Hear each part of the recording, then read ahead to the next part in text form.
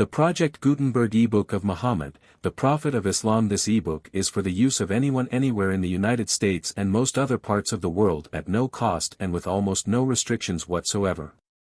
You may copy it, give it away or reuse it under the terms of the Project Gutenberg license included with this ebook or online at www.gutenberg.org.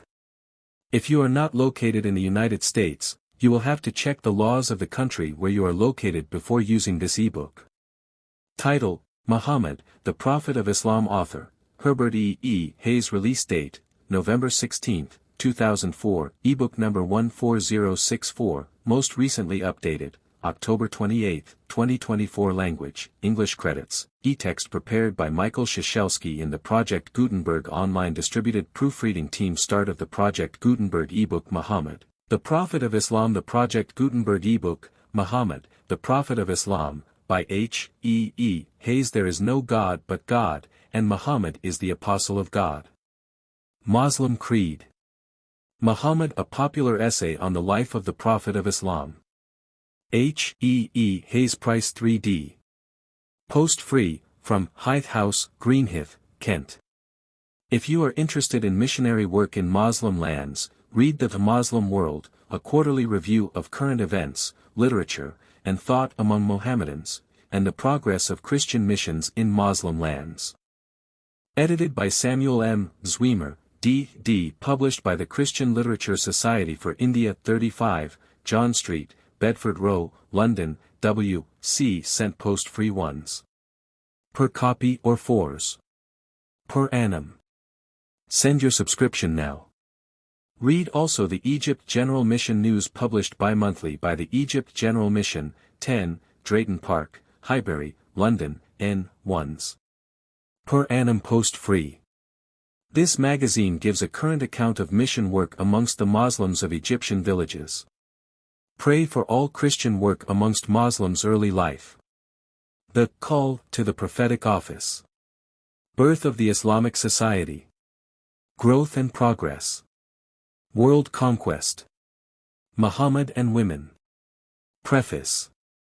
So-called Muslim missionaries are spreading through the press such idealistic and false views of the religion and character of Muhammad, that we need to be on our guard against them. Unbiased historians have stated that there is much that is deplorable in the life of the Prophet of Islam.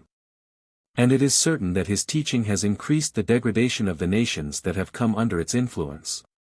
Much of the literature that is being circulated in England by the Muslim missionaries claims that Muslim women are better off, so far as property rights go, than their Christian sisters. However true this may be, it does not lift them out of the degradation of polygamy and concubinage, with a capricious system of divorce, which makes them the victims of the selfish baseness of their husbands and masters, which Muhammad himself sanctioned. The following essay, it is hoped, will help to counteract the false ideas that are being scattered abroad, and lead those who read to study more deeply the problems and sorrows of millions of the Muslim subjects of our gracious King. The prayers of all Christians are asked on behalf of these millions, and for those who labor to preach the unsearchable riches of Christ, amongst them. H. E. Hayes. Greenhithe, July, 1914. Introduction. Just as the character of Jesus is stamped upon the religion which originated in his person, so is the character of Muhammad impressed upon the system which he, with marvelous ingenuity, founded. The practical influence of Islam upon individual lives produces results that reflect unmistakably the character of its founder, and a careful study of the tenets of the system in relation to its history enable the student to estimate the real worth of the man. As the Apostle of God, Muhammad is the ideal of every true Muslim. His life is the standard by which the lives of his followers are tested, although he himself confesses that his life was not holy. In the Quran, and the earlier traditions, he is pictured as being in no way better than his fellows, and as weak and liable to error as the poorest of his contemporaries. Yet later tradition minimizes his faults and weakness, and surrounds his person with a halo of glory that makes him appear sinless and almost divine.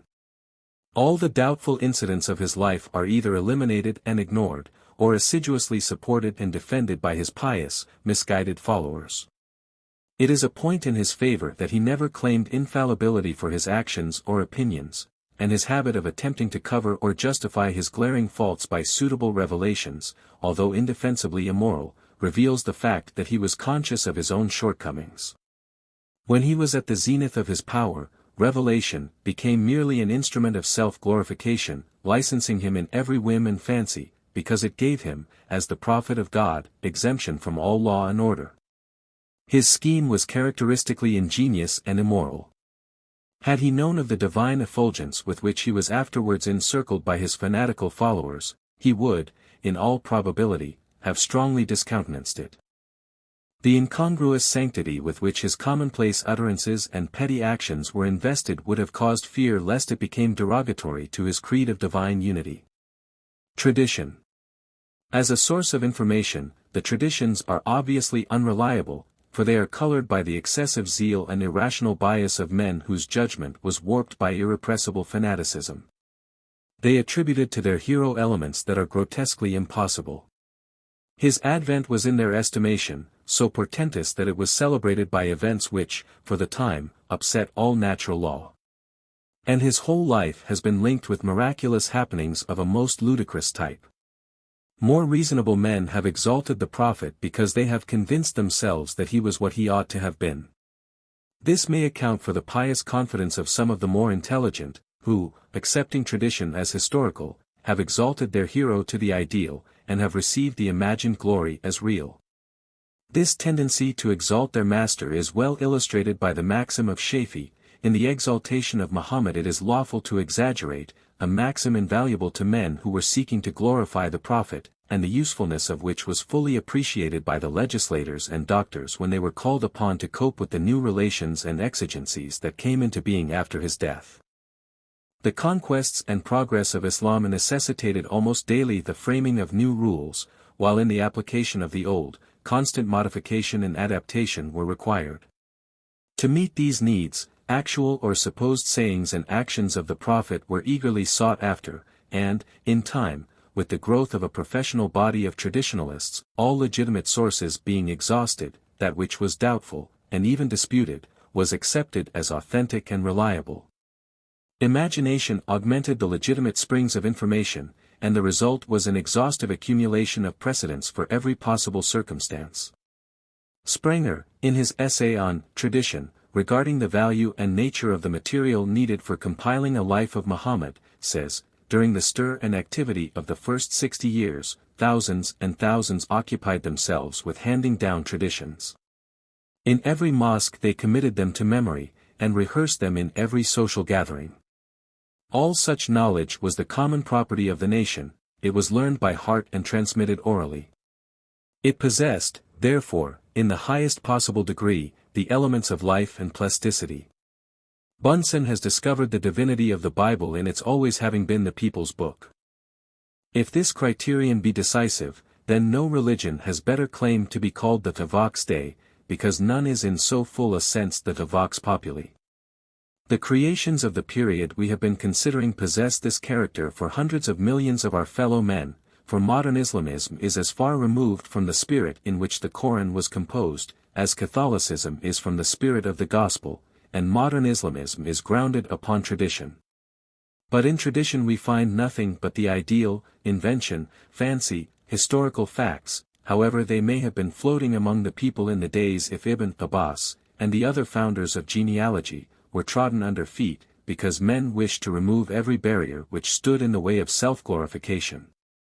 And of the 1,000 inventions which every day gave birth to, only those were recognized as true which most flattered the religious and national pride. He also goes on to say, the time of creative activity, the gestation era of Moslem knowledge, passed away. Hajjaj choked the young life in its own blood, and the Abbasid dynasty, with kingly patriotism, sold the dearly bought conquests of the nation, first to the Persians, and then to Turkish slaves, with the view of procuring an imaginary security for their throne. And thus there arose for the spiritual life also a new period. Already Waqidi had begun to work up into shape the mass of his traditionary stores, and busy himself in the department of scholastic industry. In the schools one could as little affect now the material tradition, or alter its nature, as attempt to change the organism of the newborn child. However arbitrary might be the invention of the Miraj, Mahomet's heavenly journey, and other fabrications of the 1st century, they still formed in this way the positive element and soul of religious, political and social life. The schools, as always, confined their exertions to collecting, comparing, abbreviating, systematizing, and commenting. The material was altogether divine, and any unprejudiced historical inquiry, any simple and natural interpretation of the Koran, any free judgment on tradition or its origin, was condemned as apostasy. The only task that remained was to work up, in scholastic form, the existing material, and in this way was developed a literature of boundless dimensions, which yet at bottom possessed nothing real. The whole spiritual activity of the Mohammedans, from the time of the Prophet to the present day, is a dream, but it is a dream in which a large portion of the human race have lived, and it has all the interest which things relating to mankind always possess for man. Sir William Muir agrees with these views, subject to 2 considerations. He says, the tendency to glorify Muhammad and the reciters of the traditions was considerably modified by the mortal strife which characterized the factions that opposed one another at the period, where, in attempting to depreciate one another, they would not be averse to perpetuating traditions in support of their contentions. Such partisanship secured no insignificant body of historical fact, which otherwise would have been lost.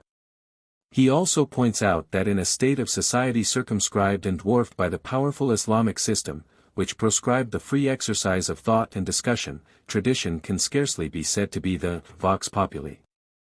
The growth and development of tradition, the flagrant distortion of historical fact, the ethical code of Islam, may well give rise to a questioning of the validity of the Prophet's arrogant claims, and by their very methods of defense the apologists of Islam exhibit its weakness and inadequacy to meet the religious needs of man. The natural bias of Muhammad is evident throughout the Koran. His conceptions of God, of the future life, and of the duty of man, are all influenced by his consuming master passion. In all his writings there are lacking those characteristics which distinguish the true prophet, the messenger of God, from those to whom he is sent. This will be apparent by contrasting his views with those of any of the Old Testament prophets. They were eminently men prepared for their high calling by lofty yet practical communion with God, men whose message was inspired by a vision of divine majesty, and an impressive conception of the justice and awful purity of Jehovah. Men who called the nation to righteousness of life by a stirring appeal to conscience, and an unfaltering denunciation of the evils of the time.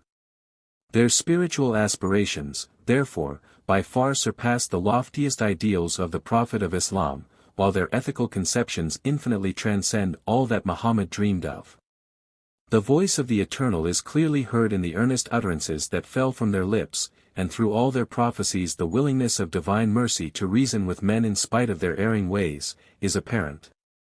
3 characteristic elements are perceived in their preaching: a very keen and practical conscience of sin, an overpowering vision of God, and a very sharp perception of the politics of their day. Of these elements, Muhammad's teaching possesses only the last. Muhammad's conception of God His conception of God is essentially deistical. The intimate personal communion, so characteristic of the Old Testament, is unknown and unrealized, hence there is little, if anything, in his system that tends to draw men nigh to God. Attempts to remedy this characteristic defect have been vainly made by the dervish orders, which, while acknowledging the claims of Muhammad and his book, have introduced methods not sanctioned by the system, by which they attempt to find the communion with the unseen, for which their souls crave. These methods are very much akin to the efforts of the devotees of Hinduism. There is, therefore, lacking amongst Muslims that need which grows out of personal relationship with the divine, that need which leads to moral transformation and spiritual intensity on the part of those who enjoy such fellowship. The Creator exists apart from his handiwork. He has predetermined the actions of men. They are destined to eternal bliss or destruction by an inflexible will, so that there is no need for divine interference in their affairs. God is in his heaven, and the world is working out its end according to his unalterable decree. Because of this gross conception, Palgrave has designated the system, the pantheism of force, and says, immeasurably and eternally exalted above and dissimilar from all creatures, which he leveled before him on one common plane of instrumentality and inertness, God is one in the totality of omnipotent and omnipresent action, which acknowledges no rule, standard or limit, save his own soul and absolute will. He communicates nothing to his creatures, for their seeming power and act ever remain his alone, and in return he receives nothing from them, for whatever they may be, that they are in him, by him, and from him only. And, secondly, no superiority, no distinction, no preeminence, can be lawfully claimed by one creature ever its fellow, in the utter equalization of their unexceptional servitude and abasement. All are alike tools of the one solitary force which employs them to crush or to benefit, to truth or to error, to honor or shame, to happiness or misery, quite independently of their individual fitness, deserts, or advantages, and simply because he wills it, and as he wills it.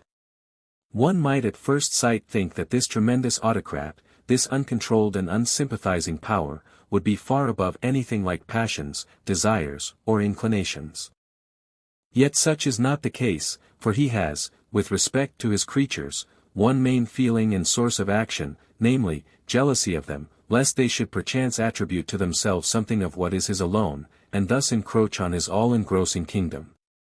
Hence he is ever more prone to punish than to reward, to inflict pain than to bestow pleasure, to ruin than to build.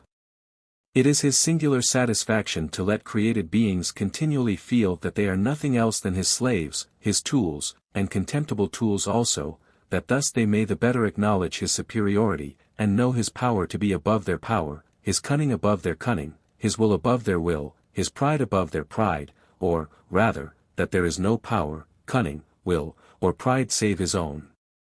But he himself, sterile in his inaccessible height, neither loving or enjoying aught save his own and self-measured decree, without son, companion, or counselor, is no less barren of himself than for his creatures, and his own barrenness and lone egoism in himself is the cause and rule of his indifferent and unregarding despotism around. The first note is the key of the whole tune, and the primal idea of God runs through and modifies the whole system and creed that centers in him. Contrast this summary with the teaching of the Old Testament prophets, the following quotations of which are but a small sample. Come, now, and let us reason together, saith the Lord. Though your sins be as scarlet they shall be as white as snow, though they be red like crimson, they shall be as wool. Comfort ye, my people, saith your God. Speak ye comfortably to Jerusalem, and cry unto her that her warfare is accomplished, that her iniquity is pardoned. The Spirit of the Lord God is upon me, because the Lord has anointed me to preach good tidings unto the meek. He hath sent me to bind up the broken-hearted, to proclaim liberty to the captives, and the opening of the prison to them that are bound, etc.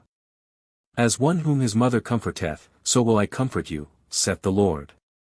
Who is a God like unto thee, that pardoneth iniquity, and passeth by the transgression of the remnant of his heritage? He retaineth not his anger for ever, because he delighteth in mercy. He will turn again, he will have compassion upon us. He will subdue our iniquities, and thou wilt cast all our sins into the depths of the sea. He hath showed thee, O man, what is good, and what doth the Lord require of thee, but to do justly, and to love mercy, and to walk humbly with thy God. The Lord is good, a stronghold in the day of trouble, and he knoweth them that trust in him. In the light of such lofty teaching, the conceptions of Muhammad appear gross and degraded. His asceticism and contemplation never brought him a vision of God that overwhelmed him and purified as by fire. He knew the Creator only from what he heard from the lips of sinful, ignorant men, whose ideas of deity were base and ignoble. These ideas, and the passions that made up such a large portion of his life, obscured his vision, warped his judgment, and led him to postulate a God that inhabited not a holy spiritual realm, but a grossly carnal and sensuous paradise. Millions have been brought beneath his sway because his system panders to the natural inclinations of man. Spiritual insight is blinded by carnal desire, conduct is influenced by unbridled license, bigotry and hatred are fostered by his policy of intoleration, and his followers are enslaved by a tyranny that blights the reason, because it discountenances inquiry, and places an insurmountable barrier in the way of all human progress. In studying the life of Muhammad, the cause of his failure to uplift humanity will be clearly seen. His early sincerity, if sincerity it can be named, was absorbed by his consuming ambition. Had it been otherwise, he might have had his name inscribed with the honorable ones of the earth, those men whose claims are ratified by their happy effects. As it is, his name is linked with those whose deeds cause a shudder of horror and repulsion to all who love honesty, purity, and truth. Early life. Muhammad was born in Mecca, a town in Arabia, about 70 miles inland from the Red Sea. His father, who died 578 AD, a few months before the child was born, was a member of the Banu Hashim clan. His family, although well connected, was a humble one, possessing but little wealth. On the death of his mother some 6 years later, the child was taken by his grandfather, Abd al-Muttalib, who took care of him for 2 years. Then he was adopted by his uncle, Abu Talib, who employed him to look after his flocks and herds. From his earliest years, Muhammad must have been brought into contact with the religious life of Mecca, for his grandfather was custodian of the Kaaba, or temple, and would frequently take the boy with him on his official visits to the place.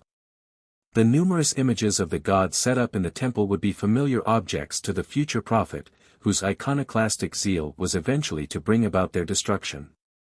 His lonely shepherd life favored the cultivation of the contemplative habits of his manhood, and played no unimportant part in the development of those characteristics which eminently fitted him for the life he was to lead.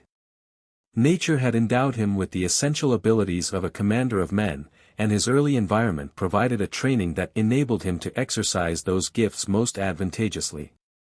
The population of Arabia at this time consisted of numerous independent nomadic tribes, who were often at enmity one with another.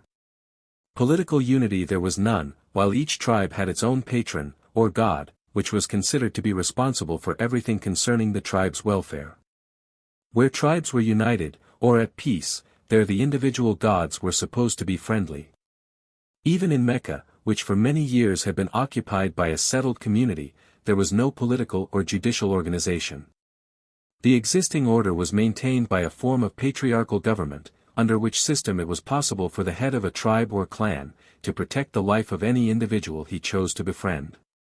The religious beliefs and customs were evidently gross materialistic corruptions of what had once been a purely spiritual worship. Muhammad had been preceded by men who had from time to time, in spite of the moral and intellectual darkness, been so endowed with spiritual perception as to recognize and bewail the hollowness and degradation of the pagan system.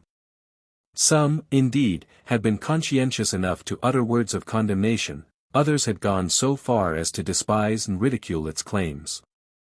So that when Muhammad was born the people were in a condition of religious uncertainty. Many elements contributed to this unrest.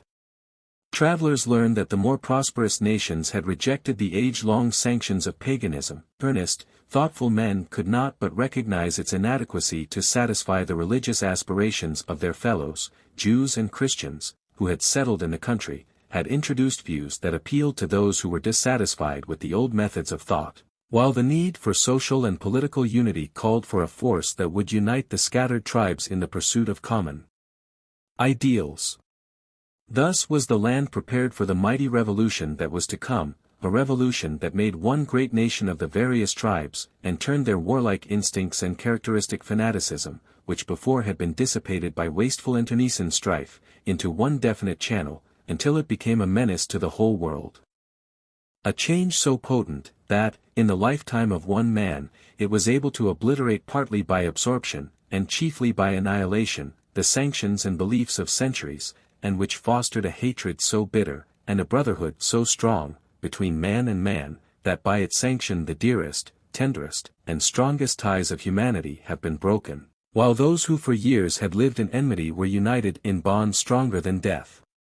Under its malevolent influence, children have ruthlessly slain their parents, believing that thus would they merit heaven. And men of different race have fought side by side under one banner, hurling themselves with fanatical heroism upon their enemies, believing that to die in such a way meant the winning of an immortal crown. During his boyhood, Muhammad had plenty of opportunities for observing the condition of affairs, and, thanks to his privilege of traveling with the caravans, was even able to notice the contrast between the conditions of his own people and those of the more peaceable, prosperous nations. He frequently attended upon his uncle in the fighting that often occurred between the tribes, and so gained the knowledge of military strategy which proved to be so useful at a later time. Margoliouth suggests that the two most important lessons the Prophet learned at this time were the necessity of settling affairs of blood by some expedient less wasteful, and more satisfactory than that which was illustrated by the War of Fazar, and that war should be regarded not as a game, but as a mode of obtaining decisive results. The varied experiences he passed through on his caravan journeys did much to influence his future policy. Indeed, it appears that all influences brought to bear upon his early life were forces that molded and equipped him for the office he was to fill. He was keenly observant, and wonderfully accurate in his inferences, especially in his estimate of the characters of men with whom he had to deal. He seemed to lack initiative, for he was always reluctant to take action in any important undertaking, but once the initial step was taken, he pressed forward with indomitable courage. In his business transactions he proved himself to be shrewd and tactful, and by his fidelity, patience, and self-confidence, gained the respect and esteem of his immediate fellows. Khadija, a rich widow, having entrusted Muhammad with the control of an important caravan, and finding how admirably he had performed his part, wisely concluded that her interests would be furthered if he had a share in them. Hence their marriage, which happy arrangement proved to be mutually blessed and successful. It vastly improved Muhammad's social standing, raising him to a position of equality with the leading men of the city. For many years he was content to live quietly as an ordinary citizen, engrossed in the accumulation of wealth by legitimate trading. 2. The call to the prophetic office. It has not been recorded how first he began to yield to the impulses that eventually led him to assume the role of reformer, but it is certain that at the age of 40 he was the leader of a secret society, which had for its object the political and religious unity of the Arab people. He knew that far-reaching changes were necessary in every department of national policy before his ideal could be realized. Unity was the secret of power and prosperity. This he had learned through contact with other nations. His dealing with Jews and Christians had given rise to a deep appreciation of the value of a monotheistic faith in the consolidation of a people, and he was convinced that political unity would be achieved only where there was religious unity. With masterly insight he laid his plans accordingly, and because of the extreme conservatism was obliged to formulate them in strict secrecy. Unfortunately, owing to his untrustworthy sources of information, his policy was founded upon false bases. His distorted conception of truth led him to establish a system of false philosophy and theology so framed as to allow of no alteration or adaptation. In his elaboration of the system, he depended much upon his own meditative habits, and no doubt thought it all out in the loneliness of the mountains, to which he frequently retired for the observance of certain ascetic customs of the pagans. Thus his scheme of reform crystallized into definite shape, and his call to the prophetic office became a fixed idea. He felt certain that success lay in the determined proclamation of one God as opposed to the many of the Arab pantheon, and the more he pondered over this being, of whom he had heard from the Jews and Christians, the greater became his certainty. God was supreme and omnipotent, of that there could be no doubt. But how to convince the people was a difficulty that needed much careful thought and cautious propagation. Jews and Christians could boast of prophets, of men inspired to speak with the voice of God, but the Arabs had had no one who had spoken with such authority. Why had they been so neglected? Surely they needed to hear the divine voice, and that need was never greater than now, when all was unrest and dissension. Where was the man who would fill the office? Who would be willing to face the odds, and declare against evil by proclaiming the good and the true? Such must have been the questions that exercised Muhammad's mind. Then came the thought, why should not I be the messenger? And this so grew upon him that he was convinced of his call. The possession of this idea made him sincere in his purpose at first, but after the tide had turned in his favor, that sincerity was marred, nay, eclipsed, by an inflated notion of self-importance, and a consuming ambition to which every virtue and good feeling was subordinated, until at last he was able, with superb arrogance, to bracket his name with deity, making the confession of his claim as important as the confession of the unity of God. Wherein his inconsistency and falsity is chiefly apparent, for confession of unity is insufficient without recognition of Muhammad's apostleship. Ascetic practices tend to lead to physical disorders, which generally upset the mind and lead to mental and moral distemper. Judgment is warped because the functions of the mind are thrown out of gear. The varied departments of consciousness act with ungoverned caprice, with the result that fantastical fancies and visions are interpreted to be realities, which become misleading and deceptive. Thus may be explained the visit of the Archangel Gabriel to Muhammad, but it can hardly be conceived that it will account for the ingenious method of revelation which he received. Some people believe it to have been inspired by Satan. It must ever remain a matter of speculation. The necessity of a piecemeal revelation could not at this time have been apparent to the prophet. But we may give him the credit of the policy of abrogation which he afterwards adopted, for such a policy was necessary to enable him to cover or justify his actions which, like those of even the best of men, were marked by inconsistency. 3. Birth of the Islamic Society.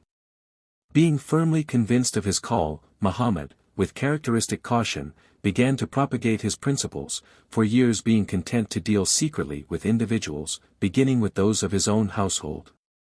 His wife acknowledged and encouraged his claim, and gradually he gathered around him an increasing circle of devoted followers, some of whom had more confidence in him and his pretensions than he had himself. This was particularly true of Abu Bakr, a rich and popular merchant of Mecca, who, having acknowledged the claims of the Prophet, followed him with implicit obedience and unwavering devotion. He threw himself wholeheartedly into the work of proselytizing, and the progress of early days, although slow, was largely due to his indefatigable energy. As the membership of the new society increased, rules were framed, based upon the revelations which Muhammad now periodically received, and each member was compelled to subscribe to the most stringent regulations. Idolatry was strongly condemned and the unity of God emphatically asserted. Certain Jewish and Christian religious ordinances were imposed as a condition of membership, while unswerving loyalty to the Prophet was demanded. License was given to the members to practice outwardly the old rites and ceremonies of paganism, in order to arouse no suspicion, but the existence of such a society, in spite of all precautions, could not long remain unnoticed, and the time came when the Prophet and his followers were compelled to make public confession of their faith.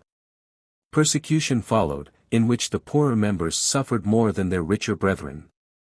Muhammad himself received the protection of the head of his clan, and for 8 or 10 years carried on a campaign of words. Margoliouth, in his Life of Muhammad, likens the Prophet to a player in a game of cards, who, having received a good hand, plays his cards with consummate skill. He took advantage of every opportunity in strengthening his position, and having a clear-cut policy before him, subordinated everything to its furtherance. He was a powerful preacher, but owing to his ungovernable temper, was not so successful in debate, hence he produced a revelation forbidding him to engage in public controversy. He showed great diligence in seeking information that enabled him to produce his revelations in a style consistent with his claims. Being entirely dependent on hearsay, he obtained but a sadly distorted account of truth. The Quran is full of glaring errors, which, for centuries, have baffled the ingenuity of the Moslem doctors. Yet the Prophet presumptuously claimed that his, being the last, revelation, was the most important, and more reliable, and the differences that were apparent were due to the corruption in time of the text of the former revelations, i.e., the Hebrew and Christian scriptures. He was evidently much perplexed by the divisions and controversies that existed within the Christian Church, and considered that the images and pictures then in use were little better than the idols of his own people. With no means of testing and verifying his knowledge, he accepted all that tended to enhance his own position, and his chief regret seems to have been his inability, in reply to the taunts of his enemies, to point to any element of the miraculous in his career. In the revelations, he frequently expressed views and opinions which flatly contradicted what he had formerly stated, and when challenged as to his inconsistency, defended it by claiming that it was not he who had changed his mind, but God, whose ways no man could question or understand. In time, the position of the new sect became so intolerable that many were compelled to flee, and numbers went into Abyssinia, where they were well received. Muhammad himself, thanks to his relatives' protection, could still afford to remain in Mecca. In spite of the opposition, his influence gradually increased, and was considerably strengthened by the conversion of Omar, a citizen famed for his skill in military strategy and courage. Not long afterwards, Khadija, the Prophet's wife, died. She had wielded a strong, healthy influence over her husband, and had cheered him on in times of discouragement and failure. Islam owes not a little to her life and influence, and were it more widely recognized, might possibly lead to an improvement of the position of the poor unfortunate daughters of the system, who are enslaved and degraded to a saddening degree. After Khadija's death, Muhammad took full advantage of the polygamous sanctions of paganism, and even abused the privilege when it conflicted with his own inclinations. Margoliouth attempts to defend the many marriages on the ground of political expediency, which may be conceded in only a few cases. In most instances they were due to selfish desire and inordinate affection. Particularly is this true in the case of the Prophet's marriage with his adopted son's wife, which was a gross violation of Arab law. On the death of his protector, Muhammad was compelled to seek refuge elsewhere, but not before he had made inconsistent concessions to the pagan leaders. In these concessions he retreated entirely from the strong iconoclastic attitude he had hitherto adopted, going so far as to produce a revelation that claimed to reconcile the one true God to the gods of the pagan pantheon. This compromise, no matter how wise and statesmanlike it may appear to be, clearly indicates the falsity of Muhammad's claim, and enables us to estimate the value of his pretensions. His action was strongly condemned by many of his followers, and probably under the influence of their opinion, he produced an apologetic revelation abrogating the concession, and admitting it to have been a mistake. He endeavored to escape the persecution in Mecca by taking refuge in Taif, but was so badly treated there when his views became known, that he was glad to return, and upon promising to confine his proselytizing efforts to strangers, was allowed to stay under the protection of one of the leading citizens. He carried on his work among strangers with such success, that before long a strong community had grown up in the town of Medina. The rapid increase of this section of his disciples may be accounted for by the very unsettled condition of the place. Civil and religious strife had been for a long time aggravated by the aggressive attitude of a large section of Jews, so that circumstances were more favorable to the reception and growth of Islam than in Mecca, where there was more peaceful organization, and where the existence of the ancient Kaaba, or dwelling place of the gods, made men more jealous of their old religion. In the appointment of a man to lead the new community, Muhammad exhibited his characteristic insight into the abilities of men. He selected a follower thoroughly convinced of his master's claims, whose zeal in the earlier days had led him to forsake friends and family by flight into Abyssinia, a man full of enthusiasm and energy. In a comparatively short time the new religion became quite popular, and idolatry was despised. An incident indicative of the progress is seen in the visit of 70 of the Medina disciples to Muhammad in Mecca. They met him secretly in the mountains, by night, and made solemn, binding vows of allegiance, in which they promised to fight men of all color in order to defend the faith. It is highly probable that at this meeting the Prophet was invited to join them in Medina, but for the present he preferred his native town. Somehow the story of the night meeting leaked out, with the result that persecution was redoubled, and many of the less wealthy followers were forced to flee to Medina. They were there well received and cared for, and were afterwards honored by being designated the refugees, while those who received them were similarly honored in being named the helpers. Thus the brotherhood of believers insisted on by Muhammad began to assume practical form, and men of different tribes were united in one common bond, a brotherhood so powerful that its enemies in Mecca were filled with alarm. They had no longer to deal with a man whose views could be despised. They were menaced by a growing force that threatened to overwhelm them. Steps were taken to overthrow the danger, and elaborate arrangements were made for the assassination of the Prophet. He somehow obtained news of the plot, and escaped the would-be murderers, who came while he was supposed to be in bed, by climbing through a window. Accompanied by the faithful Abu Bakr and a few of his more intimate followers, he made his way to one of the mountain caves, where he stayed until the immediate danger had passed. Then the little company commenced the journey to Medina, a task so fraught with danger and hardship that Muhammad shrank from it, in spite of the Meccan evil, and was compelled to attempt it only by the pressure of his friends. The facts concerning his entry into Medina are obscure and uncertain, but there is no doubt that his advent was hailed with delight by the helpers and refugees. Hospitality was freely offered, and, owing to the Prophet's independent spirit, reluctantly accepted. One of his earliest actions after arrival was to consolidate his forces by strengthening the brotherhood, making the obligations of his followers to one another, and himself, more binding than the ties of blood. 4. Growth and progress. He now found himself the acknowledged head of a large growing community, which looked to him for guidance in all its affairs, religious, social, and political. Proudly, and with true Eastern despotism, he took upon himself the dignities of prophet, priest, and king. He needed no one with whom to share these functions. His was the sole right, his alone. His ambitions were being realized. The striving of years, the disappointment, doubts, and fears that had so tormented him were well repaid, and could be forgotten in the glamour that now surrounded him. Enthusiastic and fanatical votaries crowded around him with loyal acclamation. Pampered and petted with excessive adulation, can it be wondered that he had visions of power hitherto undreamed of? His scheme of national reform paled into insignificance in the light of possibility. He saw himself the leader of a worldwide conquest, the promoter of a prodigious scheme of universal reform. He was not merely the messenger of the Arab people, but the mouthpiece of God to the whole wide world. And by the divine power that possessed him would receive the humble homage of proud and mighty nations, whose haughty monarchs would bow in lowly submission to his imperious will. Prophetic insight, regal authority, judicial administration were his by divine right, to be enforced, if needs be, at the point of the Islamic sword. As his position improved, so his ideals deteriorated. His early piety was modified by the lust of worldly power. In place of patient pacific methods of propagation, he adopted a cruel, ruthless, warlike policy, and it was not long, perhaps owing to the extreme poverty which afflicted the new community, before the would-be prophet became the leader of a robber host. Yet even in spite of the glamour that surrounded him, and the questionable behavior that characterized this period of his life, we catch occasional glimpses of that which reveals the working of nobler instincts in his mind.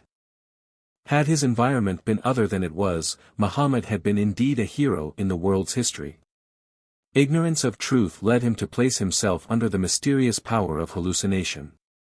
The lonely brooding of the cave had produced that which had urged him into a position of bondage. He was the slave of a false idea, which so possessed him that he pressed onward, in spite of all that stood in his way, whether it was good or bad. It exerted an irresistible influence over all his impulses, leading him into actions in every way indefensible. When fair means failed, he adopted foul, and so succeeded beyond his highest dreams. The first mosque, or meeting place, was built very soon after his arrival in Medina, and he entered upon his priestly functions. As a matter of policy, he adopted many of the Jewish rites. These, however, he soon changed, for as the number of his followers increased, and he grew more and more independent of Jewish aid, he made every effort to show his natural aversion to the ancient people, who scorned his prophetic pretensions. In place of praying towards Jerusalem, his followers were commanded to turn their faces towards Mecca. The fast of atonement was abolished in favor of the month of Ramadan, while in substitution for the Jewish rite of sacrifice, the pagan slaying of victims was observed. A considerable difference is to be noticed between the revelations of this period and those of Mecca. The latter were concerned with denunciations of idolatry, proofs of the divine unity in attributes, legendary stories, and occasional lurid pictures of heaven and hell. The former are generally of a legislative character, mingled with the domestic affairs of the prophet, and guidance as to his military policy. The method of recording them, too, seems to have been systematized, for it is certain that a body of professional scribes were engaged in this work, and evidence is not wanting to show that these scribes were allowed to express the revelations in their own particular style. Discrepancies and inconsistencies abounded, but Muhammad seems to have allowed that he was not responsible, and to have stated that God had a perfect right to alter as he pleased, and even to apologize for errors. The policy of abrogation has its sanction in the text: whatever verses we cancel or cause thee to forget, we give thee better in their stead, or the like thereof.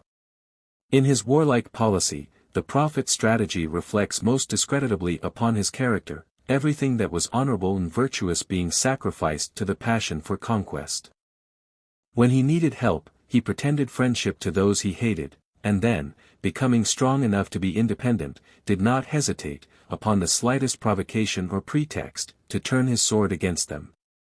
This is particularly true of his treatment of the Jews, whom he at first befriended, but afterwards treated with barbarous injustice. Within a very few months of their arrival in Medina, the need of some method of support, other than the charity of the helpers, presented itself. The number of refugees was still increasing, and the demand for the ordinary necessities of life exceeded the supply. Muhammad, to his credit, shared the misery of his followers, and proved himself to be generous even when in want. In order to meet the need, the policy of despoiling the wealthy Meccan caravans was conceived, and carried out with some degree of success. The Prophet at first exhibited a feeling of repugnance against such warfare, especially when the ancient Pacific regulations of certain sacred months were violated.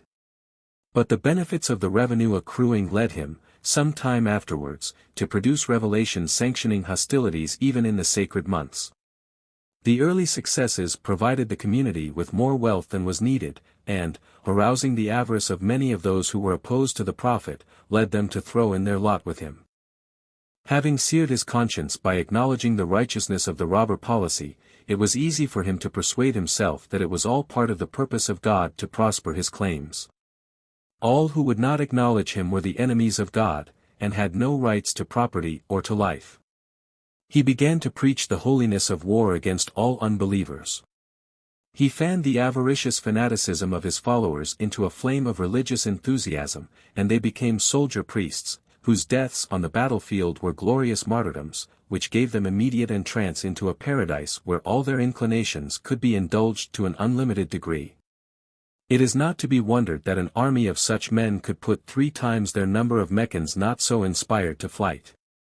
This is what actually happened in the Battle of Badr. Muhammad had received news of the possibility of capturing a particularly rich Meccan caravan, and decided to make the attempt.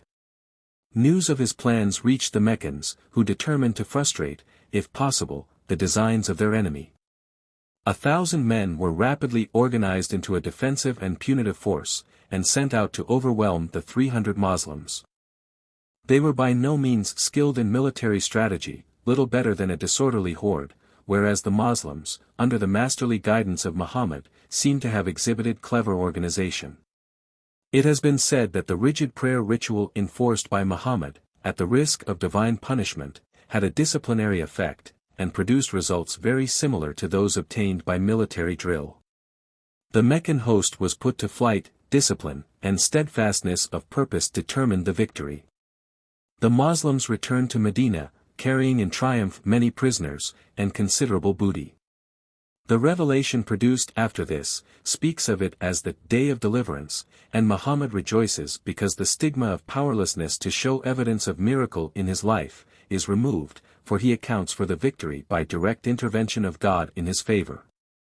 The effect of the victory on the surrounding tribes was highly favorable to the Prophet. Many of the chiefs sought to ally themselves to him, but he received their offers solely on condition that they would embrace Islam. Few accepted, and those who did not before long regretted it. For about a year after his success, his power and influence increased, until the whole of the tribes between Mecca and Medina had been won over. Then came a defeat. The Meccans had been nursing their bitterness, and at last, just over 2 years after the victory of Badr, it found its outlet in an expedition against Muhammad. The Moslem forces were rallied, and under the Prophet's leadership sallied forth to meet the Meccans. A fierce battle ensued, in which at first the Moslems had the advantage, and the Meccans were forced to fly. But they had learned many lessons in the fight at Badr, and had posted some of their cavalry in such a position that, when the Moslem order was disturbed in their pursuit of the enemy, they made a charge upon their rear. The fleeing Meccans turned, and the Moslems found themselves between two attacks. Then came the cry that Muhammad was killed. Instead of increasing the Moslem disorder by discouragement, it made them fight more doggedly, for the majority were so committed to Islam that they cared not for life if their prophet was dead. This prevented what must otherwise have meant absolute victory on the part of the Meccans, and a number of them, with Muhammad, who was only wounded, were able to retire to Medina. The Meccans were quite satisfied with the result, considering that the stigma of their defeat at Badr had been wiped out. Later on, when Muhammad had sufficiently recovered of his wounds, he made a public appearance in the mosque, where he was able to persuade his followers that their apparent defeat was really a victory. The general who is able to persuade his forces that there is victory, even where there seems to be defeat, is one who will inspire them to fight against apparently impossible odds. They will, indeed, never suffer defeat, but will fight on until annihilated by capture or death. The secret of success even in the more pacific engagements of life lies in this principle, to be undaunted in ardor, in spite of failure, to recognize in failure a step towards ultimate success. Let a man be possessed with these, and victory is within his grasp, whether he recognizes it or not. After this, Muhammad did not scruple to employ the system of warfare by assassination, if warfare it can be called. Some tribes, emboldened by the report of the Meccan success, began to treat Moslem emissaries with scant courtesy, and went so far as to murder some. Muhammad retaliated by sending men to balance the scales in the same criminal way, particularly in treating with the Jews. An idea had grown up in his mind that these people had determined to murder him. This, with matters of minor importance, already referred to, at last led to an organized attempt to subjugate them. A large, influential tribe was besieged, their date trees, lands, and property wantonly destroyed. Eventually the whole tribe surrendered, and were glad to march away with what possessions their camels could carry. This led to a combination of other Jewish tribes, which laid siege to Medina. The siege was not successful, and barbarous treatment was meted out to the besiegers. After much skirmishing and general fighting, a number of the Jews who had been captured were decapitated, while their women and children were enslaved.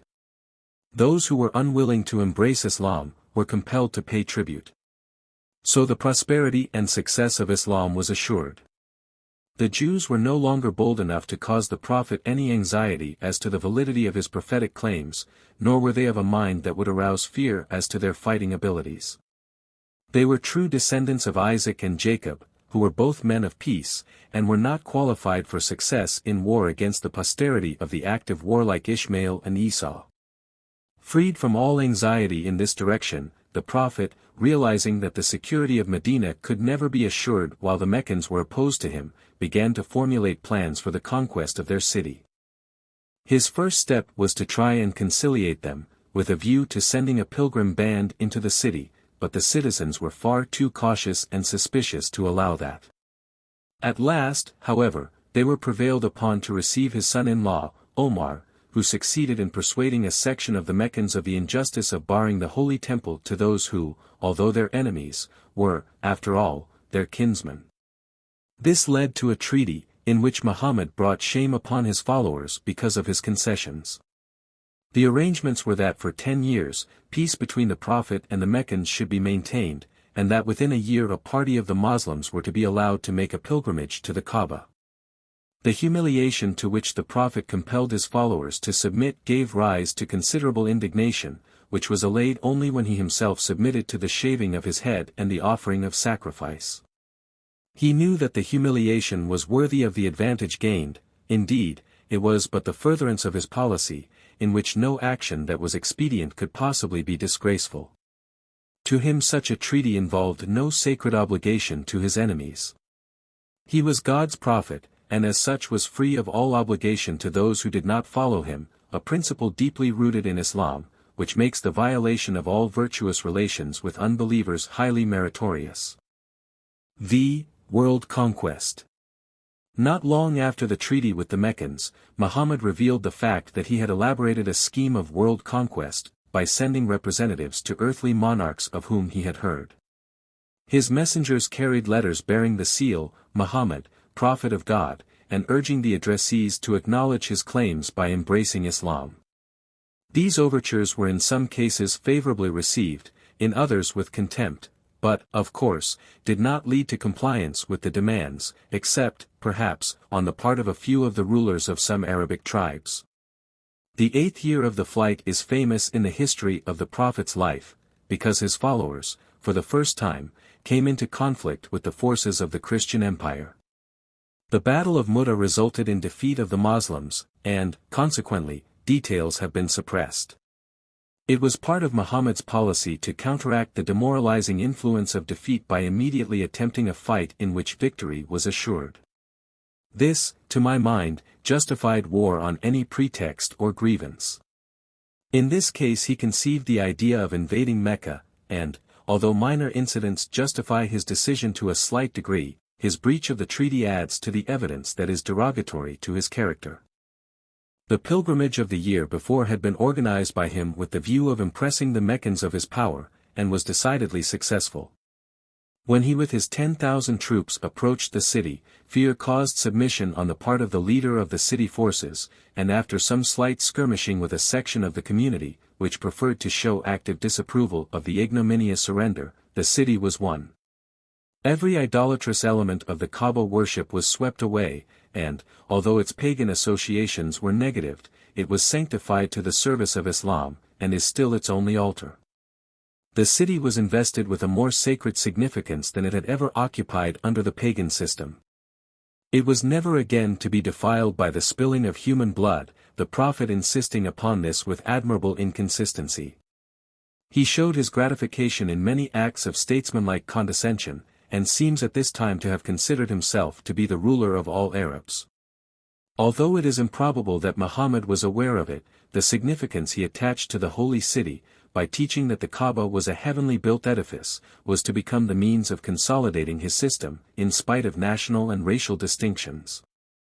In its precincts, pilgrims from India, Persia, China, Russia, Turkey, and other lands where Islam has its devotees, mingle with the wild Bedouin of the desert in one common brotherhood, and worship, in unity of faith and form, Allah, the Great and Merciful. After its capture, the fierce warlike Bedouin nomadic tribes made strenuous and courageous attempts to win back the city, but the Moslem forces were invariably successful, and, in time, Muhammad returned to Medina more triumphant than ever. Eventually Taif, which had successfully resisted a siege, submitted peacefully to the Prophet's claims, and the subjugation of the whole of Arabia followed.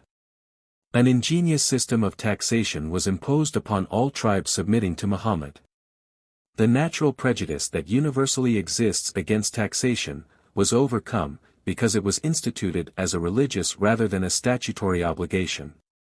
Thus the regular payments of alms became one of the 5 acts of faith imposed upon all believers. The other acts are, confession of creed, prayer, fasting, and pilgrimage. 6. Muhammad and women. The Prophet's domestic life exerted considerable influence upon his religion, effects of which are to be seen in the Mohammedan home of today. His numerous marriages afforded experience which led to the framing of many divine laws referring to women. As has already been hinted, Khadijah, his first wife, exercised considerable influence over his prophetic career. She evidently had a strong affection for him, which feeling was heartily reciprocated. She had a personality strong enough to curb his natural passion, and to preserve her place in spite of it in his regard. Her encouragement and support when success and failure were trembling in the balance, urged him to persist in the development of his ideas. He was faithful to her during their married life, and to her memory afterwards, and promised her, upon her deathbed, that she should share his heavenly chamber after his death, with the mother of Jesus and the sister of Moses. Within a month of her death he was betrothed to Aisha, a child of 7. He did not actually marry her until she was 9 years of age, and during the interval consoled himself by wedding a widow who had acted as nurse to one of his daughters. This marriage seems to have been more a matter of convenience than of affection on his part, and in later days she was able to keep her position as his wife only by the yielding of certain of her privileges to other members of the harem. 7 months after his arrival in Medina, during the time of poverty, the marriage with Aisha was celebrated, the child of 9 being united to the man of 53. A marriage defended on the ground of political expediency, whereby the devotion of Abu Bakr, the child's father, was strengthened. She seems to have been second only to Khadija in the Prophet's affections, and exercised a petty tyranny over him, which was submitted to even when it affected his revelations. She excited the envy of the other wives because of her privileges, and in spite of intrigue, was able to hold her own. She was extremely sarcastic in regard to some of the revelations, and even went so far on one occasion as to jeer the Prophet on his faithfulness in recording them. This sarcasm was prompted by jealousy, because of Muhammad's marriage with Zainab, which was so illegal as to cause him to throw the responsibility on God.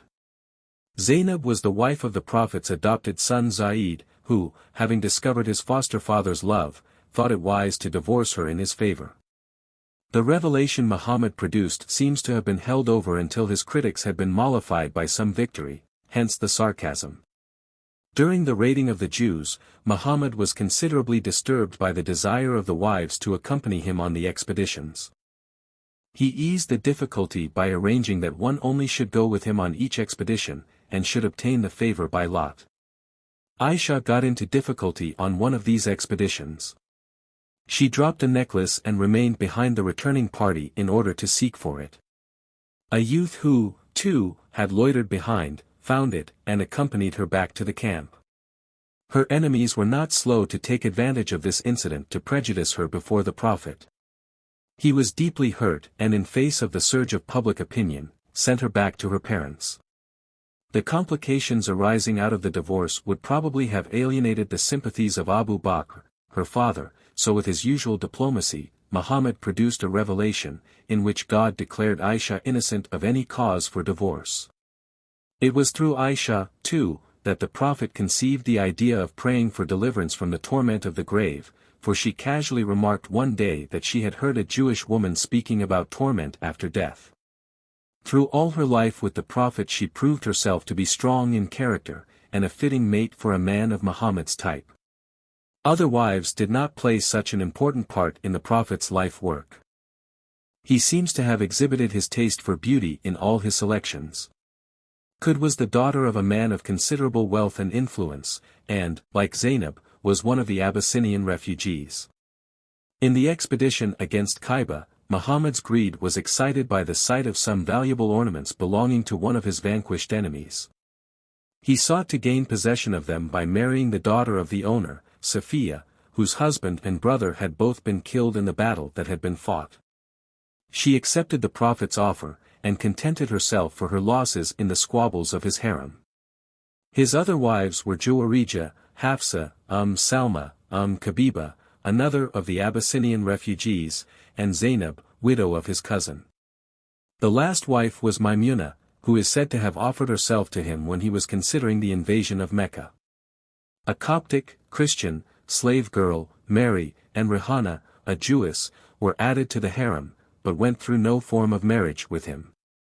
Mary was sent as a present from one of the Coptic rulers in answer to the Prophet's letter, urging the claims of Islam, while Rihanna, whose husband was one of the many who were cruelly slaughtered by decapitation after a victory over the Jews, was at nightfall, almost immediately after the massacre, taken to the Prophet's tent. It is evident that the Prophet had many opportunities of still further increasing his harem, for many women offered themselves, while the relatives of handsome widows would make no arrangements for the remarriage of the bereaved ones until they had been offered to the Prophet and refused. It cannot be expected that things could always run smoothly with so many women possessing rights to his attention, and there is much evidence to show that Muhammad was often disturbed by the difficulty of pleasing all. His relations to the feminine sex, as may be expected, led to a very low estimate of the position of women. Hence the utter degradation to which they are subjected in Islam. Although he did not practice it, he sanctioned wife-beating.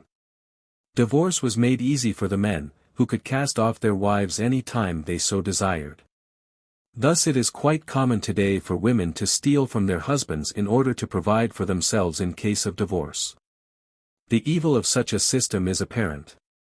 It makes the women mere slaves at the mercy of the caprice of their husbands. The polygamy and concubinage which is sanctioned in the Quran, has degraded the women to a degree that may be imagined, and certainly has not, as some authorities contend, abolished other evils. It is true that he improved slightly the condition of women in his day, giving them privileges they had not up to that time enjoyed, and by those who endeavor to picture him as a hero, his failure to arrive at a true estimate of the position of women is covered by the statement that it was impossible for him to grapple with a hopeless problem. It is encouraging to know that, with the growing influence of Western Christian civilization, the condition of women in Muslim lands is gradually improving, although the village folk still consider us to be weak in character because we are courteous in our behavior to them. In Egypt, government schools for girls are being organized, and throughout the whole Muslim world education is spreading. The religion of Muhammad is so clearly defined that it can never be reformed. The only hope for the nations that are under its sway is that with the advance of Western civilization there may be a yielding to the influence of Christianity. It cannot be possible to enjoy the blessings of the West while men are tyrannized by a non-progressive religion of the East. Just before he died, Muhammad organized an expedition against the Romans, and this in spite of sickness unto death. He had made his last pilgrimage to Mecca, and had delivered what may be termed his final charge to his followers. The whole tone of his address seems to have been influenced by the thought of the proximity of death. He emphasized the doctrines he had inculcated, showing that the Islamic Brotherhood removed all that tended to social inequality. The rich man was no better than the poor, the aristocrat who boasted of his ancestry, no more important in the sight of God than the lowliest beggar. The only difference that could exist between man and man was a difference in degree of piety. Property rights he recognized as regarding believers, and evidently implied that unbelievers possessed no such rights. He asked respect and humane treatment for women, and undoubtedly manifested a desire for a better condition of affairs than he in his lifetime had been able to establish. The subsequent illness was probably due to the strain and anxiety of this pilgrimage. Aisha, the girl wife, tended him. The many stories that have been told of these last days are not at all reliable, but it is certain that for 5 days he was quite helpless and delirious. On the 7th of June, 632 A.D., 10 years after the flight from Mecca, he died in the arms of Aisha, leaving a work that wrought havoc in the Christian church for centuries, and which, inspired by his immortal spirit, still exists in unyielding enmity against the faith of the meek and lowly Nazarene, whose native soil, in the providence of God, is owned by Islam's son. Never again will be heard the clash of steel on steel as Christian tries to vanquish Muslim. Those days are happily past and gone. Carnal weapons cannot avail against spiritual forces. The eternal, peaceable spirit of Jesus is slowly but surely permeating the gloom of Islam.